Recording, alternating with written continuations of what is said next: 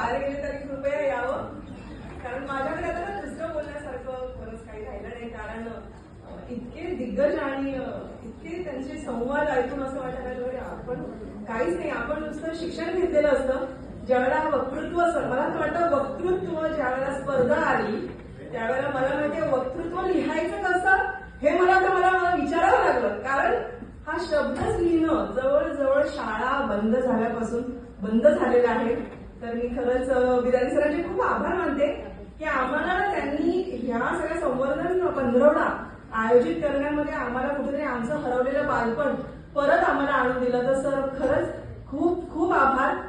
आज ठाणे महानगरपालिकेच्या शाळेमध्ये ज्या वेळेला बसून लिहित होतो तर तो मी आनंद माझ्याकडे आता खरंच शब्द नाहीये सांगायला.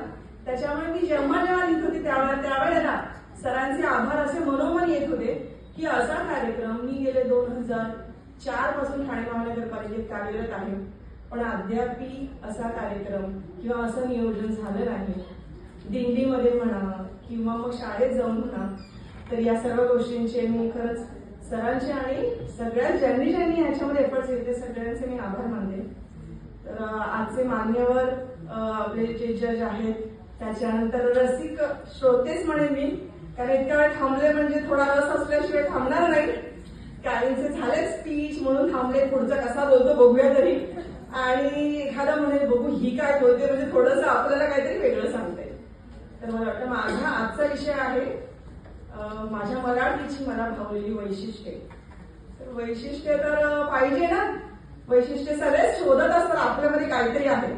तर ज्या मराठी भाषेला आज जो अभिजात दर्जा मिळालेला आहे, अभिजात पण मला वाटतं आता ऐकायला लागलो ना आपण पण, हो ना, की अभिजात दर्जा मिळालेला, अन्यथा एवढ्या मराठीच्या जवळ आम्ही कुठेच नाही. 10वी मराठी शिक्षण झालं, त्याच्यानंतर 11वी 12वी म्हणजे भौतिक शास्त्र आमचं कधी फिजिक्समध्ये कन्वर्ट झालं हे कधीच कळलं नाही. रसायनशास्त्र कधी आमचं केमिस्ट्रीमध्ये गेले हे कळलं नाही. 10वीच्या नंतरची मराठी मागे पडत जाते. तर त्याच्यासाठी आपलं शिक्षण पण कारणीभूत आहे. कारण बरोबर आहे की एक 10वीच्या नंतर मग आपला मराठीशी संपर्क हा कमी होत जातो आणि आपण कालांतराने मग त्याची वैशिष्ट्य विसरत असतो.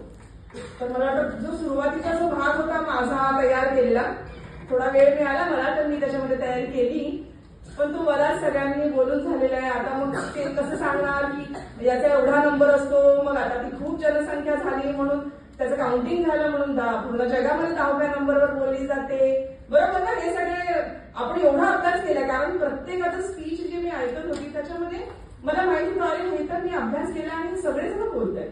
आणि खरंच म्हणजे सरांशी जेव्हा चर्चा झाली, सर बोलले बघा वक्तृत्व स्पर्धेमध्ये असे हिरे येतील, तर खरंच मी म्हणायला अगदी हिरेच आहे त्याच्यामध्ये. ऐकताना कान असे तृप्त होत होते की मग मला न्यूनगंड तयार व्हायला लागला की अरे मी MBBS झालं, माझं स्त्रीरोग तज्ज्ञ झाली, त्याच्यानंतर मला ठाणे महानगरपालिकेमध्ये वैद्यकीय अधिकारी या पदावर आहे. आता 1 वर्षापासून मला माता बाल संगोपन अधिकारी हे पद मिळालं आणि त्याच्या निमित्ताने का होईना मी स्वतःला लकी समजेन की मला आज या स्टेजवरती उभं राहून बोलण्याची संधी मिळाली. तर वैशिष्ट्यांची बात मला वाटते बरेच सांगून झाले सगळ्यांचे की कशी आपल्याला ज्ञानेश्वरी हे सुवर्ण ग्रंथ आपल्याला मिळाला.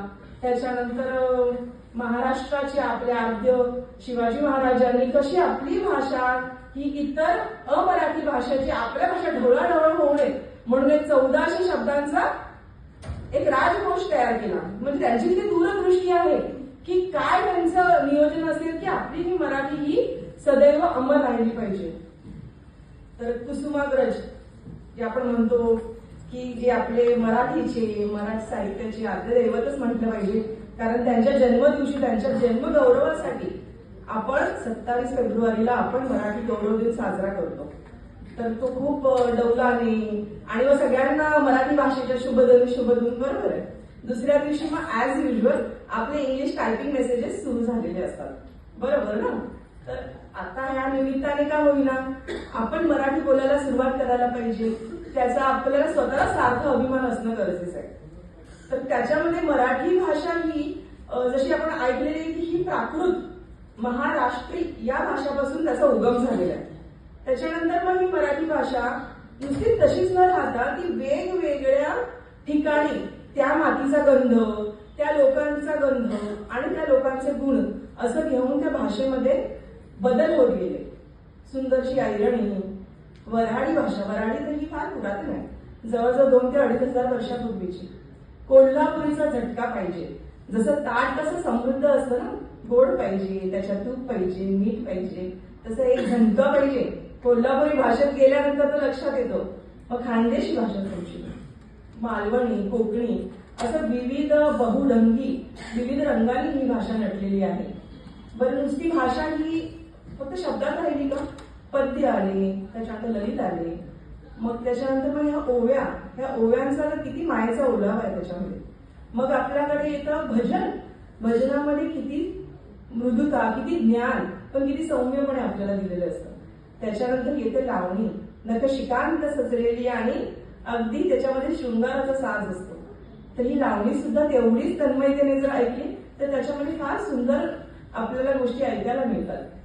आणि ह्या सगळ्या गोष्टींचा जर आपण विचार करत राहिलो तर नक्कीच ही अमृताहुनी गोड आहे. म्हणजे तर या गोष्टी, हा झालेला विषय आहे. तर मला एकदा वेगळा विषय मांडायचा की व्याकरण.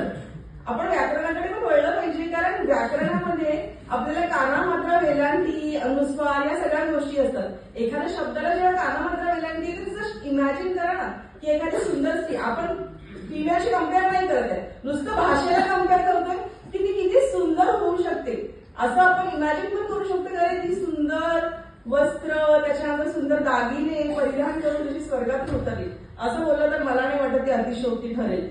तर मराठी भाषेचा आपल्या मनात अभिमान असायला पाहिजे. बरं, दुसरे अनुस्वार आहे, स्वल्पविराम आहेत, उद्गारवाचक चिन्ह आहे, प्रश्नार्थक चिन्ह आहे. ही जेव्हा चिन्ह येतात त्यावेळेला ती सरळ सोट बोलणं